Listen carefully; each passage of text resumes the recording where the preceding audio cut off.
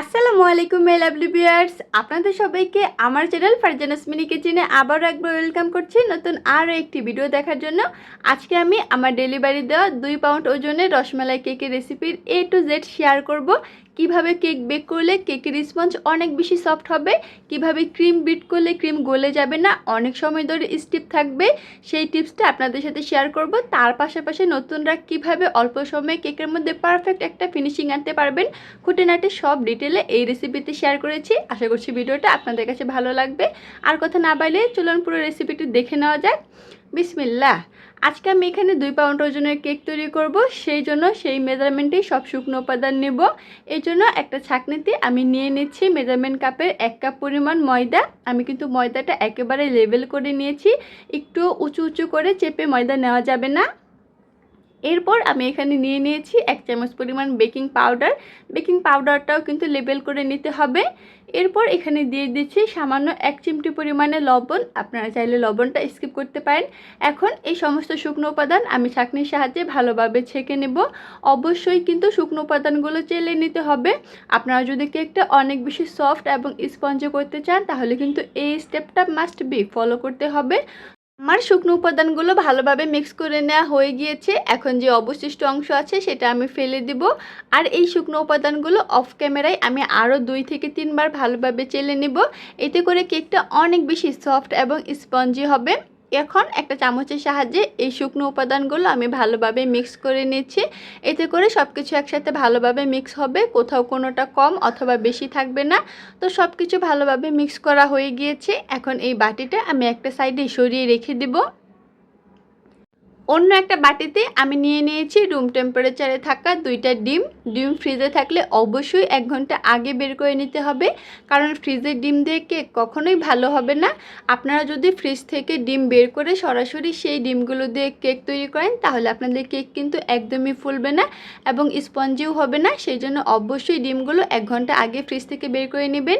এখন আমি এই ডিমের কুসুমগুলো আলাদা করে নিচ্ছি। অবশ্যই ডিমের কুসুমগুলো আলাদা করার সময় সাবধানের সাথে আলাদা করবেন, যাতে করে ডিমের কুসুমের একটু অংশ সাদা অংশের মধ্যে না থেকে যায়। এখন ডিমের এই সাদা অংশটাকে আমি একটা ইলেকট্রিক বিটারের একেবারে লো স্পিডে প্রায় 30 থেকে 40 সেকেন্ডের মতো বিট করে নিব, যেই পর্যন্ত না ডিমের এই সাদা অংশটা অনেকটাই ফ্লাফি হয়ে আসছে এবং এরকম ফেনা ফেনা তৈরি হচ্ছে, সেই পর্যন্ত আমি ডিমের এই সাদা অংশটাকে একটু ভালোভাবে বিট করে নেব। কিছু সময়ের মধ্যে ডিমের সাদা অংশটা এরকমভাবে ফেনা ফেনা হয়ে যাবে। সেই পর্যায়ে আমি এখানে নিয়েছি 1 কাপ পরিমাণ চিনি। আজকে আমি এখানে আইসিং সুগারটা ইউজ করছি, আপনারা চাইলে আস্ত দানার চিনিটাও দিতে পারেন, কোনো সমস্যা নেই। এবার আমি ইলেকট্রিক বিটারের সাহায্যে এই চিনিটাকে ভালোভাবে মিক্স করে নিচ্ছি। আমি সম্পূর্ণ চিনিটা একবারে দিইনি, 2 বারে দিয়ে তারপরে ভালোভাবে মিক্স করে নিচ্ছি। বাকি যে চিনিটুকু ছিল সেই চিনিটুকুও কিন্তু আমি এখানে দিয়ে দিচ্ছি। এখন আবারও ইলেকট্রিক বিটারের সাহায্যে আমি এই চিনিটা ভালোভাবে মিক্স করে নেব এবং 2 থেকে 3 মিনিটের মতো মিক্স করে ডিমের এই ফর্মটা তৈরি করে নেব। একটা বিষয় খেয়াল রাখতে হবে, কেক পারফেক্টভাবে তৈরি করতে হলে ডিমের ফোমটাও কিন্তু অনেক বেশি পারফেক্টভাবে তৈরি করতে হবে। কেকের বেসটা স্পঞ্জ এবং অনেক বেশি সফট হওয়া নির্ভর করে এই ডিমের ফোম তৈরির উপর। সেজন্য অবশ্যই এই ডিমের ফোমটা ভালোভাবে তৈরি করে নিতে চেষ্টা করবেন। তো আমি প্রায় 3 মিনিটের মতো এই ডিমের ফোমটা ভালোভাবে বিট করে নিয়েছি। এর মধ্যেই দেখতেই পাচ্ছেন আমার ডিমের ফোমের কালারটা একেবারে সাদা হয়ে এসেছে এবং ক্রিমের মতো অনেক বেশি ঘন এবং স্টিফ হয়ে এসেছে। তো এই পর্যায়ে আমি এই ডিমের ফোমটা আমি আপনাদেরকে দেখিয়েও দিচ্ছি যে এটা ঠিক কতটা বেশি স্টিফ হয়েছে। দেখুন ডিমের ফোমটা কিন্তু অনেক বেশি ঘন হয়েছে এবং ক্রিমের মতোই কিন্তু একেবারে পারফেক্ট হয়েছে। এখন আমি আপনাদেরকে এই ডিমের ফোমটা দিয়ে কিছু লিখে দেখিয়ে দিচ্ছি। দেখুন এই দাগগুলো কিন্তু সাথে সাথেই মিলে যাচ্ছে না, একেবারে স্পষ্ট বোঝা যাচ্ছে, তার মানে বুঝতে হবে ডিমের ফোমটা পারফেক্টভাবে তৈরি হয়েছে। এখন ডিমের যে কুসুমগুলো ছিল এই সম্পূর্ণ কুসুমগুলোই আমি এখানে দিয়ে দিচ্ছি। এবার এই কুসুমটাকেও আমি 1 মিনিটের মতো ভালোভাবে বিট করে নেব। এই পর্যায়ে খুব বেশি বিট করার তেমন একটা প্রয়োজন নেই, যেহেতু ডিমের ফোমটা অলরেডি তৈরি হয়ে গিয়েছে। এই জন্য শুধুমাত্র 1 মিনিটের মতো ডিমের কুসুমটা ভালোভাবে মিক্স করে নিলেই কিন্তু এই ডিমের ফোমটা পারফেক্টভাবে তৈরি হয়ে যাবে। এই পর্যায়ে আমি এখানে দিয়ে দিচ্ছি 1/4 কাপ পরিমাণ রান্নার রেগুলার তেল। স্পঞ্জ কেকে সাধারণত তেলটা ইউজ করা হয় না, তবে আমি অবশ্যই তেল দিতে চেষ্টা করি। এতে আমার কাছে মনে হয় কেকটা তেমন একটা বেশি ড্রাই হয়ে যায় না। তো এখন আমি শুধুমাত্র 15 থেকে 20 সেকেন্ডের মতো এই তেলটাকে ডিমের ফোমের সাথে ভালোভাবে মিক্স করে নেব। এই পর্যায়ে কোনোভাবেই এর থেকে বেশি সময় নিয়ে তেল এই ডিমের ফোমের সাথে মিক্স করা যাবে না, এতে করে কিন্তু ডিমের ফোমটা নষ্ট হয়ে যাওয়ার পসিবিলিটি থাকে। এই পর্যায়ে আমি আগে থেকেই যে শুকনো উপাদানগুলো চেলে রেখেছিলাম সেই শুকনো উপাদানের অর্ধেকটা পরিমাণ আবারও এখানে চেলে নিয়ে নিচ্ছি। তো আপনারা চাইলে এই স্টেপটা বাদ দিতে পারেন, আপনারা কিন্তু সরাসরিও এখানে এই শুকনো উপাদানগুলো দিয়ে দিতে পারেন। এখন একটা হ্যান্ড উইস্কের সাহায্যে এই শুকনো উপাদানগুলো আমি ভালোভাবে মিক্স করে নেব। তো একটু সময় নিয়ে আস্তে আস্তে এই শুকনো উপাদানগুলো ডিমের ফোমের সাথে মিক্স করতে হবে। কোনোভাবেই কিন্তু এখানে জোরে জোরে ঘুরিয়ে শুকনো উপাদানগুলো ডিমের ফোমের সাথে মিক্স করা যাবে না, এতে করে কিন্তু ডিমের ফোমটা নষ্ট হয়ে যাওয়ার চান্স থাকবে। অবশ্যই এখানে আস্তে আস্তে এই হ্যান্ড উইস্কটা ঘুরিয়ে শুকনো উপাদানগুলো ডিমের ফোমের সাথে মিক্স করে নিতে হবে। বাকি যেই শুকনো উপাদানগুলো ছিল সেই শুকনো উপাদানগুলো আমি এখানে সম্পূর্ণটাই চেলে দিয়ে দিচ্ছি। তো আপনাদেরকে আবারও বলছি, আপনারা চাইলে কিন্তু সরাসরি এখানে শুকনো উপাদানগুলো দিয়ে দিতে পারেন। এখন আবারও হ্যান্ড উইস্কের সাহায্যে একেবারে আলতো হাতে শুকনো উপাদানগুলো আমি ভালোভাবে মিক্স করে নেব। তো কেকটা কিন্তু পারফেক্টভাবে তৈরি হওয়ার জন্য এই ডিমের ফোমটা অনেক বেশি ইম্পর্টেন্ট। সেজন্য চেষ্টা করবেন ডিমের ফোমটা যাতে কোনোভাবে নষ্ট না হয়, তার জন্য কিন্তু অবশ্যই শুকনো উপাদানগুলো আলতো হাতে ঘুরিয়ে ঘুরিয়ে ভালোভাবে মিক্স করে নিতে হবে। কোনোভাবেই কিন্তু এখানে জোরে জোরে এই শুকনো উপাদানগুলোকে মিক্স করা যাবে না, এতে করেই ডিমের ফোমটা নষ্ট হওয়ার চান্স থাকবে। দেখুন আমি একেবারে আলতো হাতে ঘুরিয়ে ঘুরিয়ে ডিমের ফোমটা খুব ভালোভাবে শুকনো উপাদানের সাথে মিক্স করে নিয়েছি। আর আরেকটা জিনিস খেয়াল রাখতে হবে, হ্যান্ড উইক্সটা কিন্তু একদিক দিয়েই ঘুরিয়ে ঘুরিয়ে মিক্স করবেন, কোনোভাবেই কিন্তু এখানে এলোপাতাড়িভাবে মিক্স করা যাবে না, এতে করেও ডিমের ফোমটা কিন্তু নষ্ট হওয়ার চান্স থাকবে। আমি বেশ কিছুটা সময় নিয়ে কিন্তু শুকনো উপাদানগুলো ভালোভাবে মিক্স করে নিচ্ছি। আর দেখতেই পাচ্ছেন ব্যাটারের ঘনত্বটা ঠিক এরকম পর্যায়ের হবে। আজকের এই কেকটা বেক করার জন্য আমি এখানে 8 ইঞ্চি সাইজের একটা কেক মোল্ড নিয়েছি। এখন এই কেক মোল্ডের মধ্যে আমি কেকের ব্যাটারটা একটু উপর থেকে ঢেলে দিচ্ছি সম্পূর্ণটুকুই। এবার একটা টুথপিকের সাহায্যে এই কেকের ব্যাটারটা একটু নেড়ে চেড়ে দিচ্ছি, এতে করে সব দিকেই সম্পূর্ণ ব্যাটার ছড়িয়ে থাকবে, কোথাও কম অথবা কোথাও বেশি হবে না। এবার আলতো হাতে এই কেক মোল্ডটাকে আমি একটু ট্যাপ করে দিচ্ছি, এতে করে যদি ভিতরে কোনো খালি জায়গা থাকে তাহলে তা ফিল আপ হয়ে যাবে। কেকটা বেক করার জন্য চুলায় আগে থেকে একটা হাঁড়ি আমি 5 মিনিটের মতো প্রিহিট করে নিয়েছি। এখন এই হাঁড়ির মধ্যে কেকের মোল্ডটা আমি সাবধানের সাথে দিয়ে দিচ্ছি আর একটা ঢাকনা দিয়ে ঢেকে চুলার আঁচটা লোর থেকে কিছুটা বাড়িয়ে 30 মিনিটের মতো এই কেকটাকে আমি এখন বেক করে নেব। প্রায় 30 মিনিট পর একটা টুথপিকের সাহায্যে আমি চেক করে নিচ্ছি কেকটা বেক হয়েছে কিনা। দেখতেই পাচ্ছেন আমার টুথপিকটা কিন্তু একদমই ক্লিয়ার বের হয়েছে, তার মানে কেকটা বেক হয়ে গিয়েছে। এখন কেকটা চুলা থেকে নামিয়ে আমি ঠান্ডা করে নেব। কেকটা কিন্তু ঠান্ডা হওয়ার পরে আমি মোল্ড আউট করে নিয়েছি। এখন আমি কেকটা আপনাদেরকে দেখিয়েও দিচ্ছি যে কতটা বেশি সফট এবং স্পঞ্জি হয়েছে, মাশাআল্লাহ।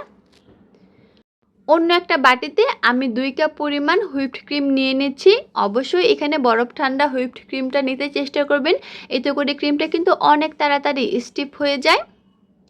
এখন ইলেকট্রিক বিটারের একেবারে হাই স্পিড দিয়ে আমি 3 থেকে 4 মিনিটের মতো এই ক্রিমটা বিট করে নেব। অবশ্যই খেয়াল রাখবেন ক্রিম বিট করার সময় সব সময় হাই স্পিডে ক্রিমটা বিট করে নেবেন, এতে করে ক্রিম কিন্তু অনেক তাড়াতাড়ি স্টিফ হয়ে যায়। আর আপনাদের যাদের ক্রিম একেবারেই স্টিফ হয় না তাদের জন্য একটা টিপস হচ্ছে, আপনারা বিটারের যে কাঁটাগুলো আছে সেই কাঁটাগুলো এবং যেই বাটিতে ক্রিমটা বিট করবেন সেই বাটিটা ডিপ ফ্রিজে প্রায় 2 থেকে 3 ঘন্টার মতো রেখে বরফ ঠান্ডা করে নেবেন, এতে করে ক্রিমটা কিন্তু খুব তাড়াতাড়ি স্টিফ হয়ে যায়। তো আমি প্রায় 3 থেকে 4 মিনিটের মতো ক্রিমটা বিট করে নিয়েছি। এখন আমি আপনাদেরকে দেখিয়েও দিচ্ছি ক্রিমটা ঠিক কতটা বেশি পারফেক্টভাবে স্টিফ হয়েছে। এই পর্যায়ে আমি এখানে সামান্য পরিমাণ ইয়েলো ফুড কালার মিক্স করে নেব। যেহেতু রসমালাই কেক ডেকোরেশন করব, রসমালাই কেকের ডেকোরেশনে হালকা ইয়েলো কালার দেখতে কিন্তু অনেক বেশি সুন্দর দেখা যায়। তো এই পর্যায়ে এই ফুড কালারটা ক্রিমের সাথে খুব বেশি জোরে জোরে চেপে চেপে মিক্স করা যাবে না, এতে করে কিন্তু ক্রিমটা নরম হয়ে যাওয়ার পসিবিলিটি থাকবে। তো একেবারে আলতো হাতে আমি ক্রিমটা মিক্স করে নিয়েছি। এখন আমি ক্রিমটা আপনাদেরকে একদম কাছ থেকে দেখিয়েও দিচ্ছি যে ঠিক কতটা পারফেক্টভাবে এই ক্রিমটা স্টিফ হয়েছে, দেখতেই পাচ্ছেন। এখন এই কেকটা ডেকোরেশন করার জন্য রসমালাইয়ের যে রস রয়েছে সেই রস আমি এখানে কেকের মধ্যে দিয়ে দিচ্ছি। এরপর এখানে আমি প্রথম লেয়ারের ক্রিম দিব। ক্রিমটা আপনাদের পছন্দ মতো কিছুটা কম বেশি করে নিতে পারেন।